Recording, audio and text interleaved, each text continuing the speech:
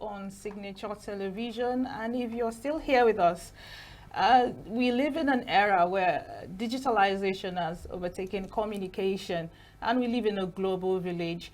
Therefore, it has become critical to regulate social media and, of course, freedom of speech. And we're going to dissect this topic. And with us, joining us via Zoom, is Lekien. I beg your pardon, Lekien. Mr. Lekien, can you hear us? Yes, I can hear you loud and clear. Good morning. Good morning, and thank you for having me on your show this morning. Mr. Lekien Kanavura, I trust I got the pronunciation correctly. Well, not quite, but it's okay. It happens. Thank you so much for joining us.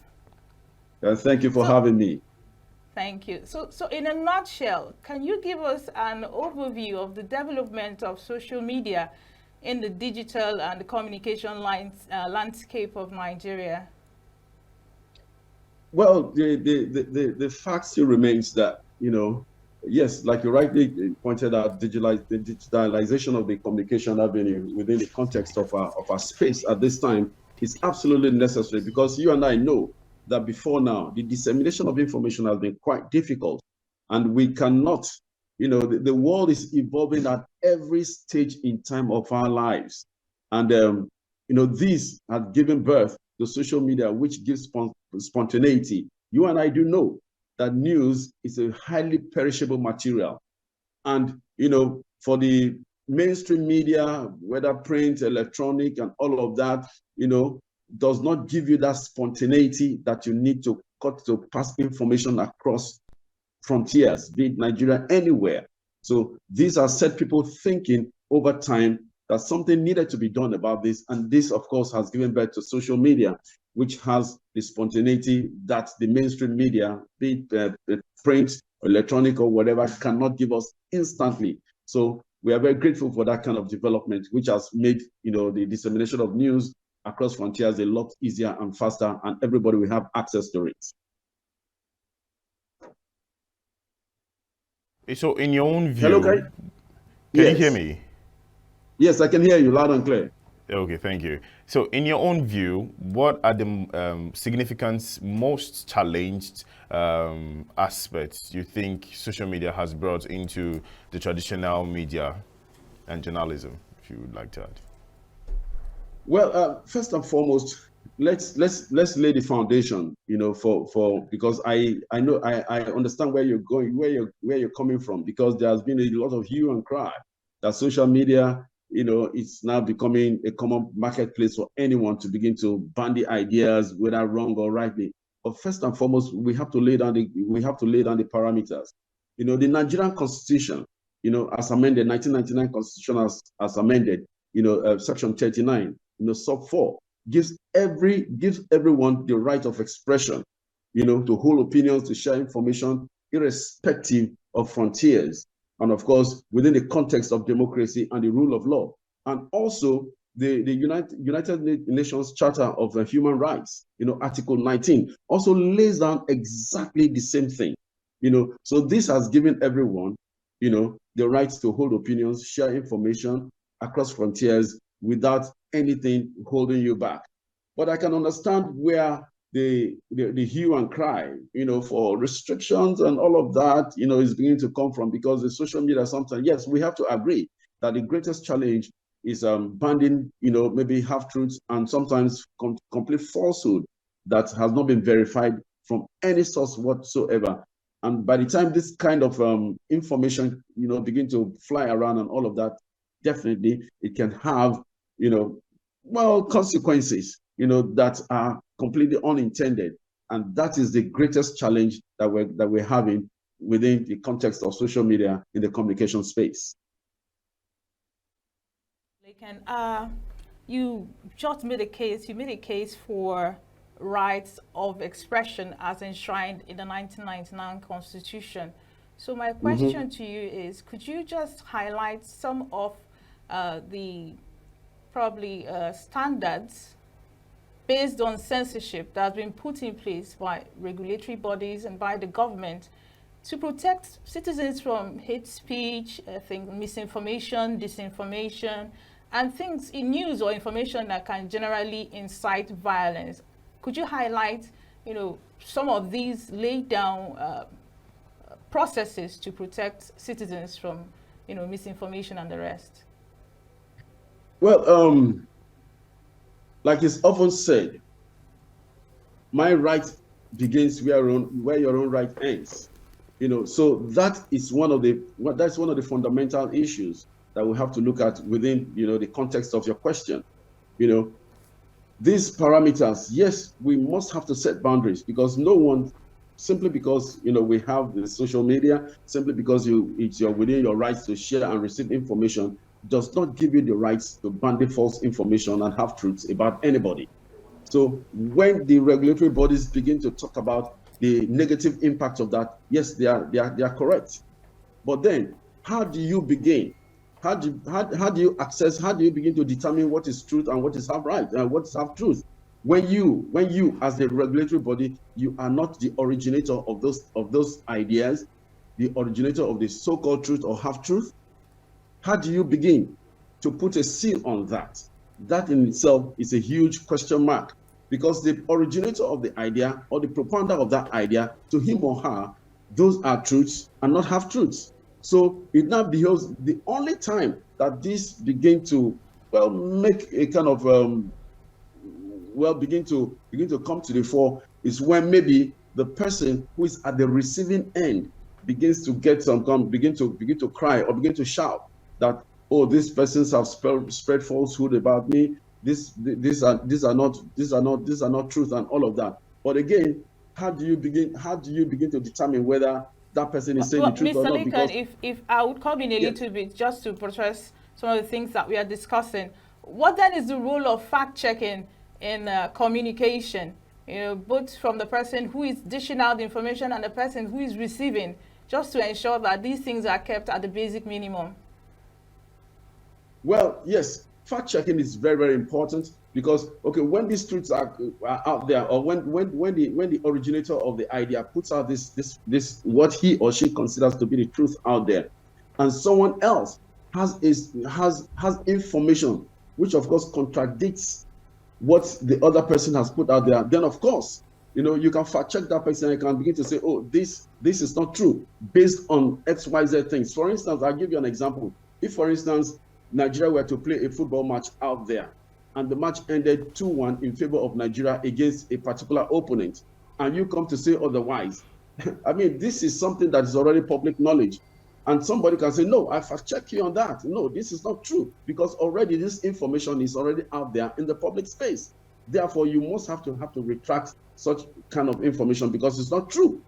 Over and beyond that, then that is where the regulatory body themselves must have to sit up almost to stand up on their toes, because they must also have information at their fingertips, so that when these things happen, if they are going to sanction such an individual or such a media body, as the case may be, then they themselves must have to come out with superior truth that is going to counter the situation, which everybody will accept to be the correct position, without having to say, oh, okay, the regulatory body is being biased. Let me just give you one or two examples.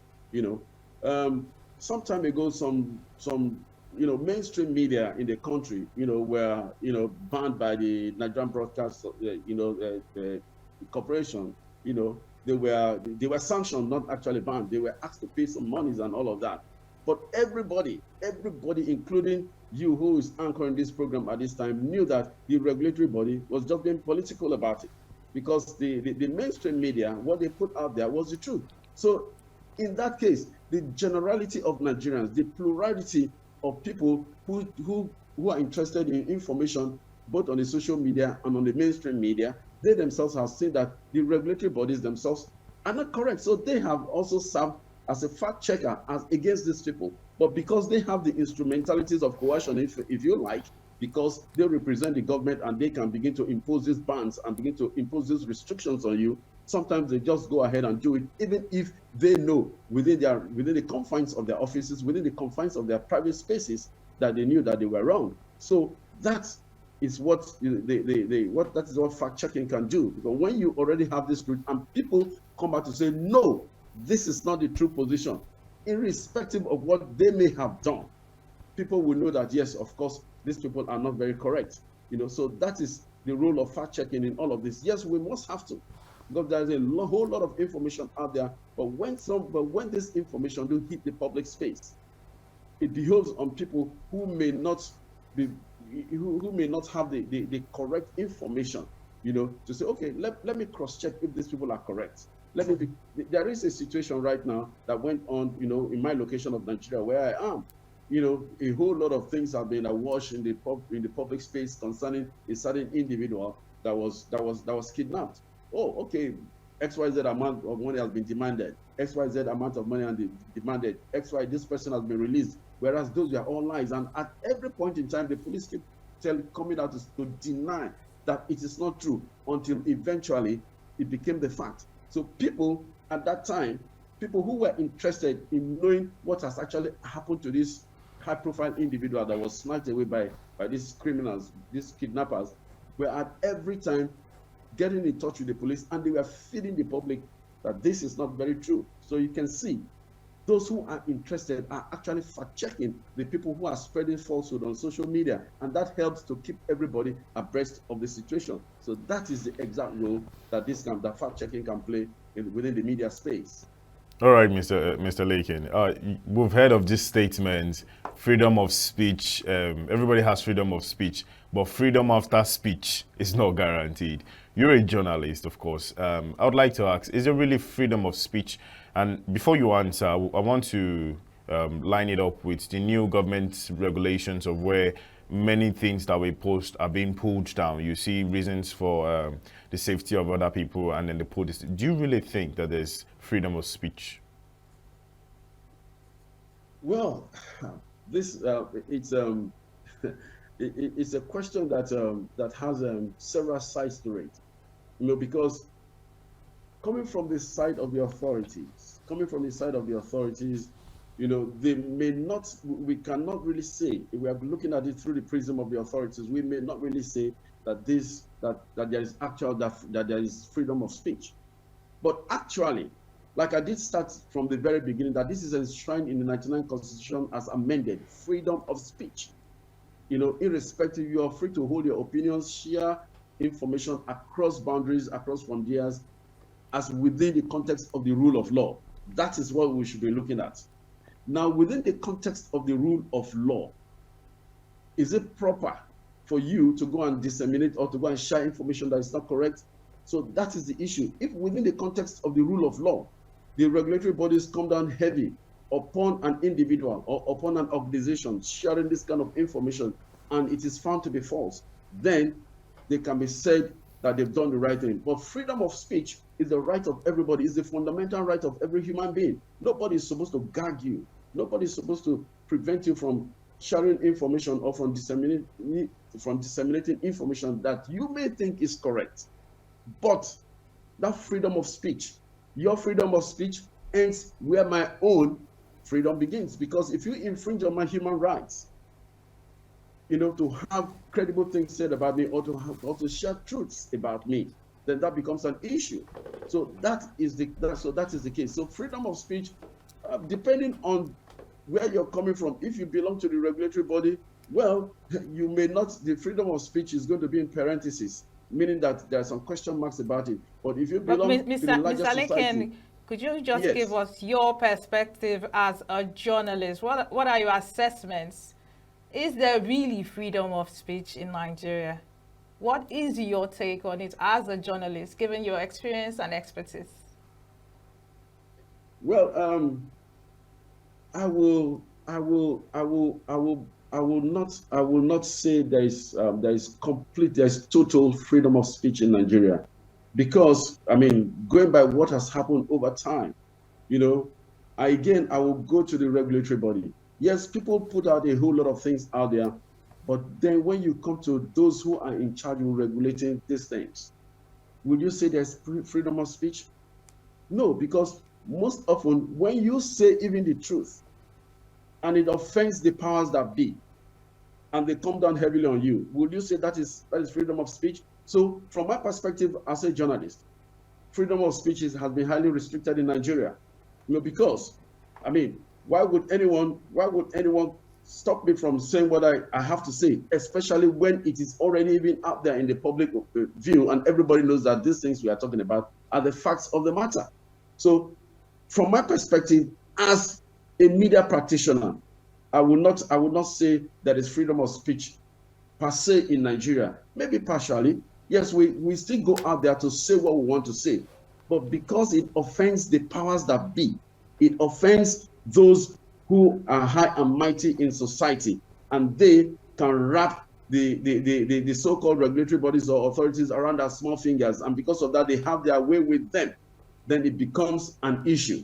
It becomes an issue. If you want to look at it from that perspective, how will you define that as freedom of speech? For me as a journalist, that's already curtailing my, my fundamental human rights of sharing what I believe to be the truth, and what is, of course, the truth by the assessment of most other people out there in the public, because it's already out in the public space. So I will not say that it's freedom of speech per se in Nigeria. Yes, to some extent, but once it has to do with something that offends the powers that be, the so-called big people, the money bags in the society, and they can get the regulatory bodies around their small fingers, they begin to look for ways to censor you. They begin to look for a way to harass you. So that, if we are going to look at it from that perspective, I will not say there's freedom of speech in Nigeria, totally. All right, thank you so much for that insight, Mr. Lekien. And you would agree with me that social media has actually transformed the way information is being communicated in Nigeria and indeed globally. What are some of the impacts, whether positive or negative, the advent of social media has had on mainstream journalism? What are the ways social media and its platforms have actually impacted directly on mainstream journalism? Thank you for that question.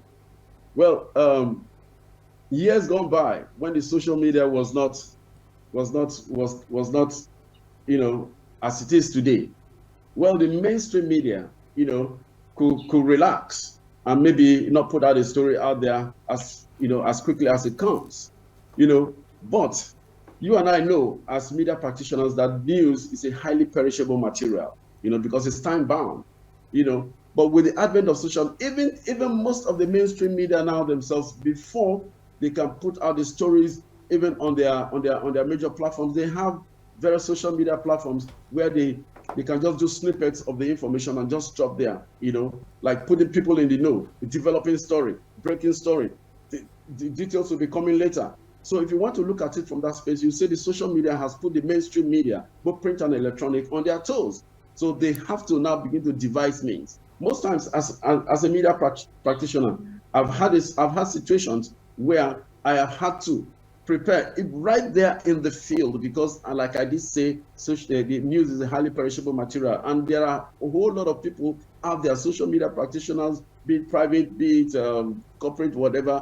They are going to disseminate this information as quickly as possible. So I've found situations where I've had to be in the field, and I'm doing my reports immediately out there, so that even before I get to the office, my editors are already on it to put it out there. So that is the impact of the social media on mainstream media, to put them on their toes.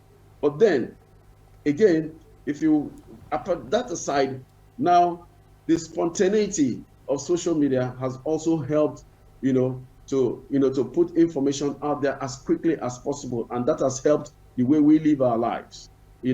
For instance, if something happens in terms of maybe a crime in the society, the mainstream media may not have what it takes to begin to put that out there immediately, because maybe their correspondents were not at the scene of that event.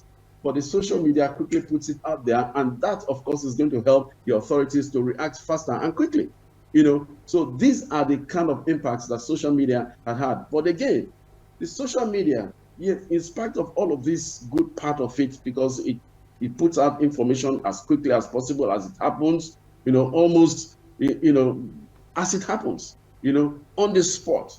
But then there is also the other side of it, because most often, because social media is not regulated, that is why people are advocating for its regulation, which I don't agree with anyway. is that the spontaneity of the social media is excellent. You can't put it out. You just can't discountenance it. The fact that it is timely and it's precise, to the point as it's happening, that can help a whole lot of things happen. For instance, if a crime happens, that can help save somebody's life. Something is happening, people will need to know about it, cutting across boundaries and frontiers, wherever it is, be it in Alaska, in the United States, be in Russia. Within seconds, if people in Nigeria are already getting to get that information. That is the beauty of social media. And again, because of the spontaneity and their time-bound nature, that has also helped to put the mainstream media on their toes. Because, and the mainstream media will also serve as a kind of check and balance to what the social media is posting. Because if the social media, somebody puts an information out there and it's not very correct, the mainstream media, by the time they come out with their story, by the time they come out their story, they can begin to give us a better perspective. Even if they had just put out a snippet on their social media platforms that such a thing is happening somewhere, that details will be coming later. Nobody can begin to say maybe they put out a false information. No. Nobody can hold them to that effect because they've not shared any details about it at all. But they cannot come out with a proper angle to that story when they report it on their platform. In contradistinction to perhaps anyhow, if I may put it that way, not professionally done, that somebody who's just posting it on the social media will just share the information and all of that, and the angle they are taking it, or whatever it is that I've said may not be the true position, but then the mainstream media will come out to give the true position, and everybody can now begin to understand.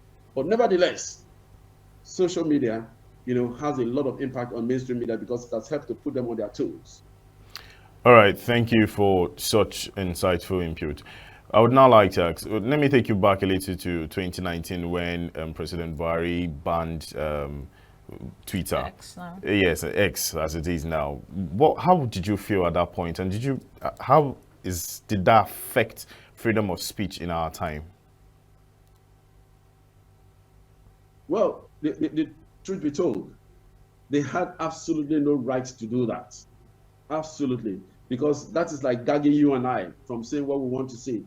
And you and I know that the reason that was done in this country was simply because they did not like the fact that, the social media was being used to disseminate information that they did not want the people out there to hear.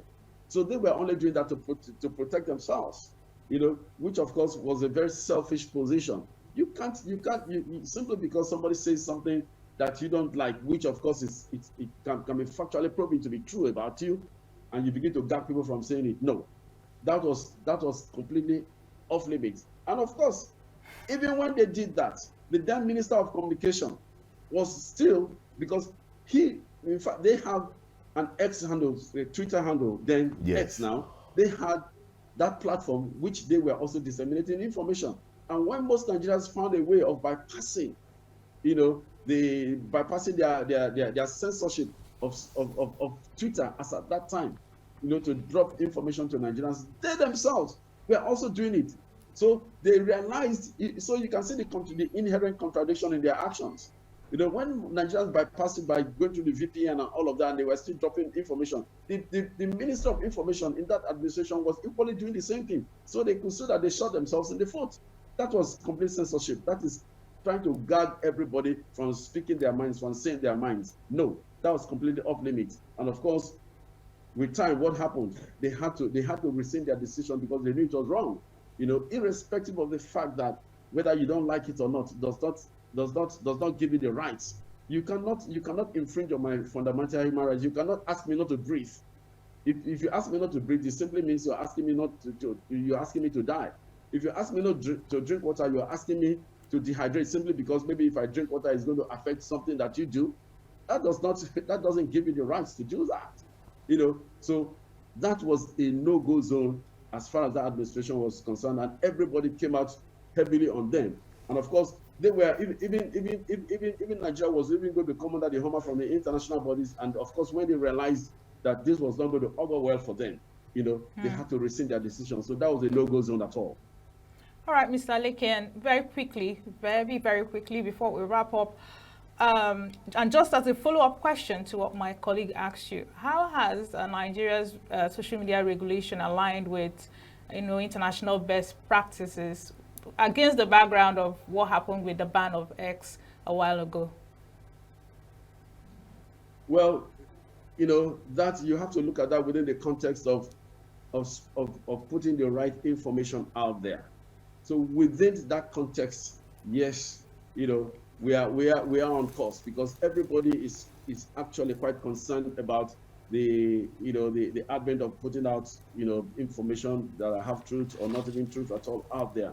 So within the limits of that, I think Nigeria has done well to become part of that movement, the signature to all of that, because it is good for the right and proper information to be put out there. Like I did say earlier on, that your fundamental human rights guarantees you the freedom of speech, does not give you the freedom to say something that is complete falsehood or a lie that about somebody, because it could have unintended consequences. So by coming into that space, by being a party to that kind of agreement, we are within our rights, because that is also going to protect us as citizens. Because if you and I directly are not victims of that today, we might be victims tomorrow.